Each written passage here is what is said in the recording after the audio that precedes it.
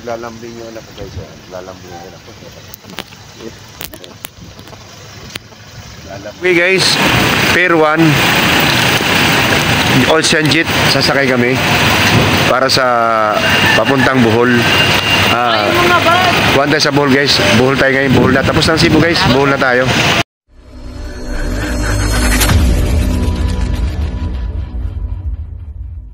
Ito yung sinakyan namin, ayun o. Oh. Van na taxi. May van pala na taxi guys. Ano? Anong nangyari dyan eh? Okay guys, ayan. Van to Tagbilaran guys. Pamilya ko, ayan. Ano? Kala ko pamilya ko na yun. Ocean Jet tayo guys ha. Tagbilaran na tayo guys ha. Bohol na tayo guys. Tapos na tayo sa Cebu guys ha. Ito Bohol na to ba? Bohol. Hindi, ito ay Pier pa ng Cebu. Pero papunta na kami ng Bohol. Ayan, papunta na kami ng Bohol guys ha. Ocean Jet ang sasakyan natin guys. Ocean Jet. Okay guys, nasa Cebu pa lang kami guys. Pero pasakay na kami ng Ocean Jet. Ayan, papuntang Bohol na tayo guys ha. Bohol na tayo guys. Wala na tayo sa Cebu ha. Wala na tayo sa Cebu. Bohol na. Ayan. Alright guys. Ayan na, Ocean Jet, may ambon. Na Ocean Jet guys, tayo ayan o. Ito na mga pamilya ko ayan o. Ayan, yung bunso. Okay. Napakyot. Napakyot yung bunso ko guys. Ayan, may ambon. So, pabuhol na kami guys, Bohol na kami ha, tapos na kami sa Cebu, Bohol na. Ayan guys, pakita ko lang yung Cebu, Pier ng Cebu. Ayan, may do, ayan o. Ayan guys, ayan. May barko dun guys, ayan, barko o. Light ferries, ayan. Okay guys, bigyan ko lang kayo ng idea kung ano yung loob ng Ocean Jet. Ayan. Ayan yung loob ng Ocean Jet guys. Bigyan ko lang kayo ng idea ha, kasi ayan, kung paano tayo upo. Hanap tayo ng upuan natin. So mga yan o. 30 ba yung akin tayo? 30A?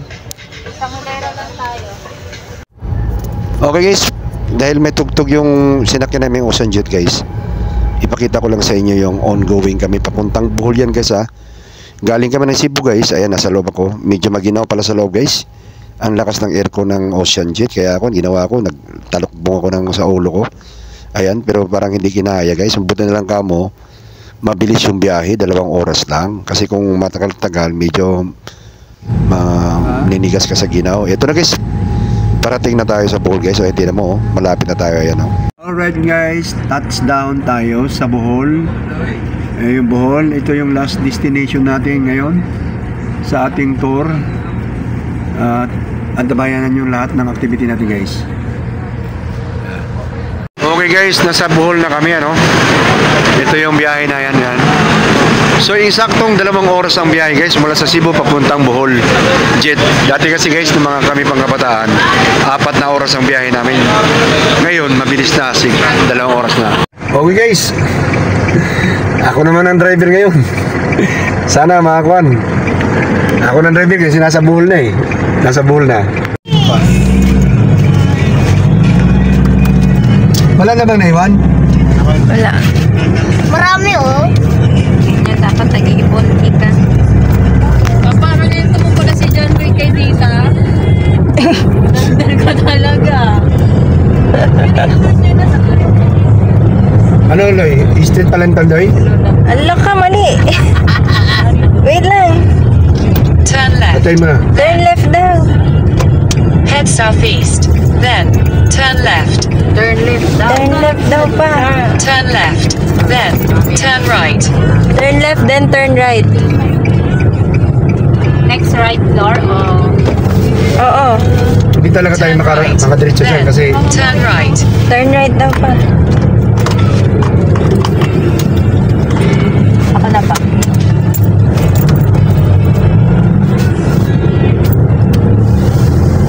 tapos turn left yata. Saglit lang daw. Ano saglit? Kasi Patayin mo na yun, kanina pa yan. Then Bitawan mo na yung cellphone. alam mo ba? Hindi mo nga alam. Yan, papabidyo siya. Left ba tayo? Turn right, turn right. Punta. Ang tagal mo sinabi. Sure, kailangan medyo maaga para may pwede si Papa. Then turn left. Paano ang daanan ng kwan nito? Ng no entry na dyan? One way na. Dati two way naman yan. Anong next floor? Diretso lang. Papunta na ng Tagbilaran ng Idulman to ah. Gitna eh. Sabi nyo gitna ang ano. Pag-intern ba na ba?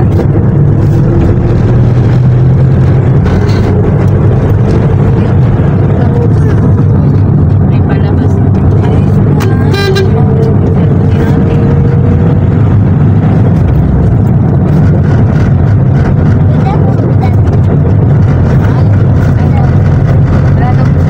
Diretso lang naman siya pa. Lalayo ah.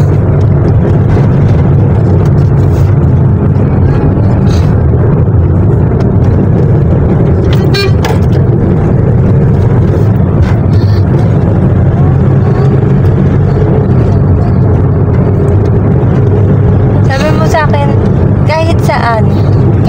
Kasi may ban tayo. Oh, guys. Ito lang pangit, umuulan. Yun lang.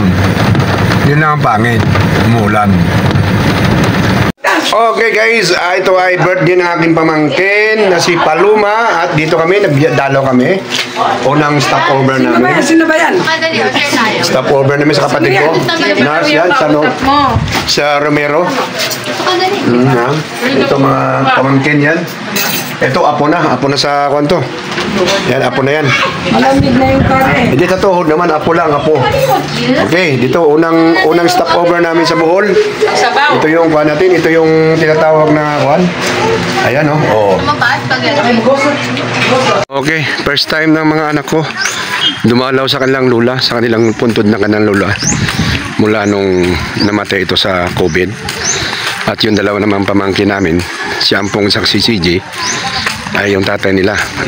Kaya pinagsabay na dumalaw kami sa puntod nila.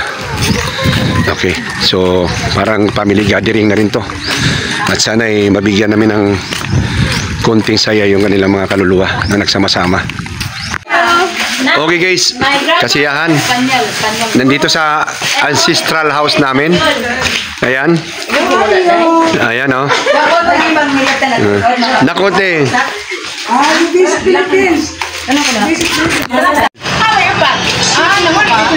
Okay, courtesy visit to Uncle Digong.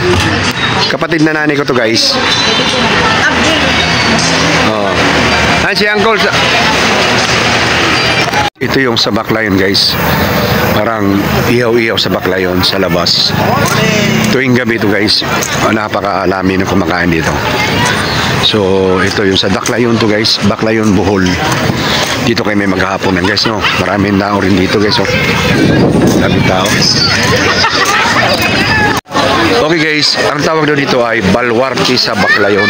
So balwarti, kakain, u-order ka ng mga kanto, order, dito, ganun, iba-ibang kuan, ayan, pili-pilihan tayo, tapos, pag inihaw nila, ito yung bakante dito, kakain tayo, kasi wala may kanya-kanya silang kuan.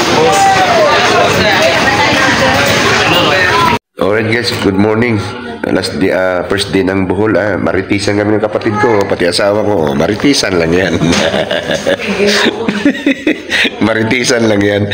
First day na Bohol, maritisan lang. Ayan, maritisan.